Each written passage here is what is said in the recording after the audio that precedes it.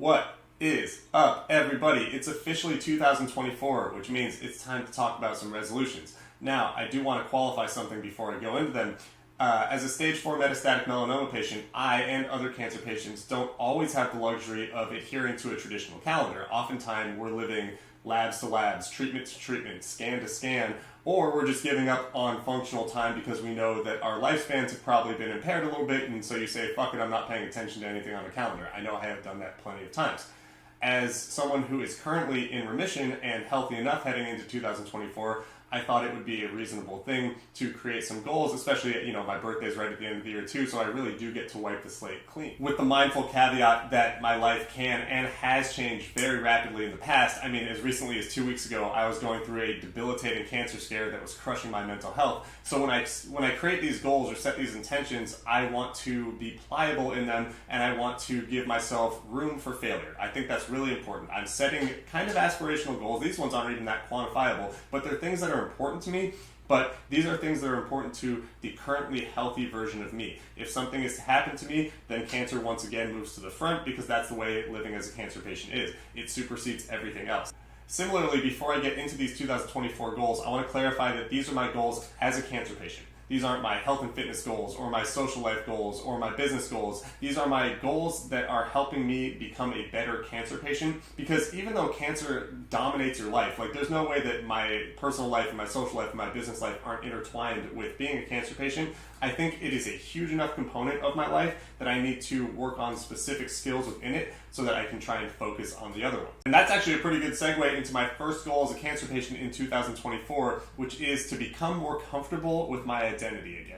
Like I said before, when you're diagnosed with cancer, it creates this clear division. There's pre-cancer you, and then there's post-cancer you. And I don't know of anyone who has a cancer diagnosis who feels differently. Everyone I've talked to shares this opinion. And if there's someone out there who is just able to shrug it off, they certainly aren't watching this channel and they don't care what I have to say. And while I'm thrilled for them, I just don't think that's largely realistic.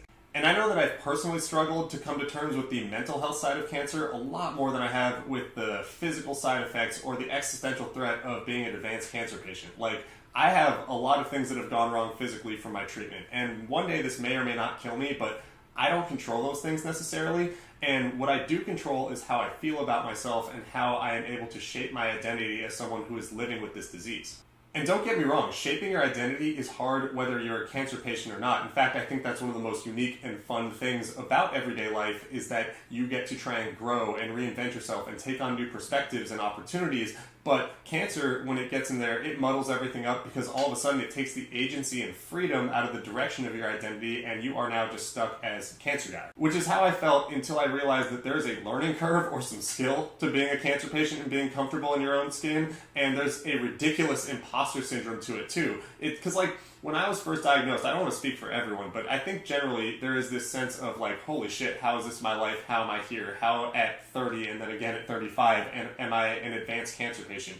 And it really does narrow your view. You become pretty myopic. Everything becomes about cancer. But then at some point in time, you say, look, if I'm going to survive, which I think for the short term looks pretty good, and for the long term, that's still my goal, is to live a long, healthy life. If I'm going to survive, I don't want every day of my life to be about cancer. I don't want every week of my life to be about cancer. I don't want all my interactions to be about cancer. And that pertains to my compartmentalized mental health, like my inner dialogue or my self-esteem or my goal setting, but it also pertains to how I interact with other people, and that's going to bring me to my second goal for 2024, which is be cancer guy when appropriate, but less so than I have in the past. And this is obviously a funny one to bring up on a channel that is somewhat dedicated to being a cancer patient and living with the disease, but this is entirely the appropriate place for it. In fact, if you're watching this, thank you for giving me an outlet to not do this in real life as much as I used to. And let me explain. When I was first diagnosed in 2018, I could not shut the fuck up about having cancer. And it wasn't a doom and gloom, oh my god, I can't believe this is happening to me, I'm gonna die, this is the worst. Obviously I had some very negative thoughts and cancer affected me in a very negative fashion, but I was just fascinated by the situation. I knew that, a 30-year-old who had stage 3C metastatic melanoma was kind of an outlier, and I had not met anyone in my life who had gone through something so similar at such a young age. And also, the biology and the medicine in cancer is all very intricate, and I just wanted to talk about all the ways it was changing me.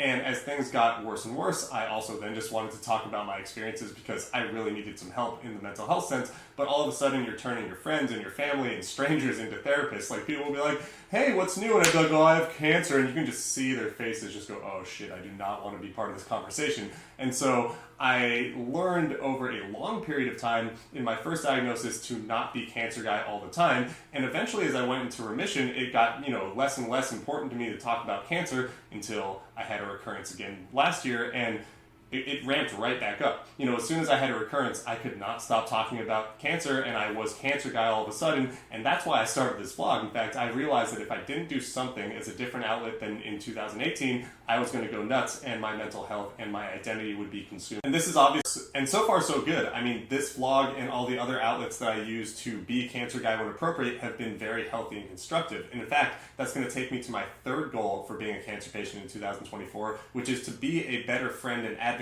to the cancer community. Last year, after I started this vlog, I also started posting on Twitter and Reddit, and I started a nonprofit, and I'm working with local hospitals, and pretty much anytime I can dedicate to helping myself and other cancer patients learn more about the mental health side of things, I do it.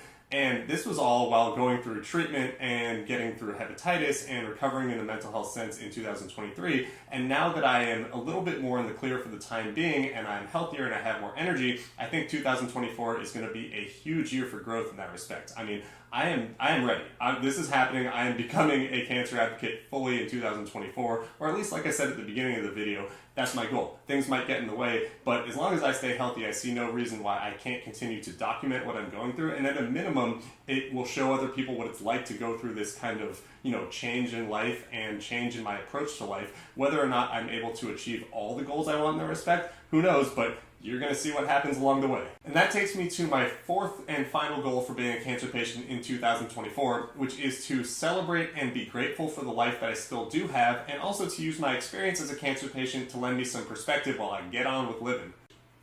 Like I said at the beginning of the video, I and other cancer patients really understand the gravity of the situation. Like, I'm in remission right now, but I'm also a stage 4 metastatic melanoma patient, meaning this could change at any time, and given the treatment that I've been through and the statistics of melanoma long term, my lifespan has probably been impacted. But I don't know what the future holds, and right now I'm healthy, and every day that I wake up, whether it's with cancer that's active or NED, I need to be smiling about it. I am here, I am on this planet.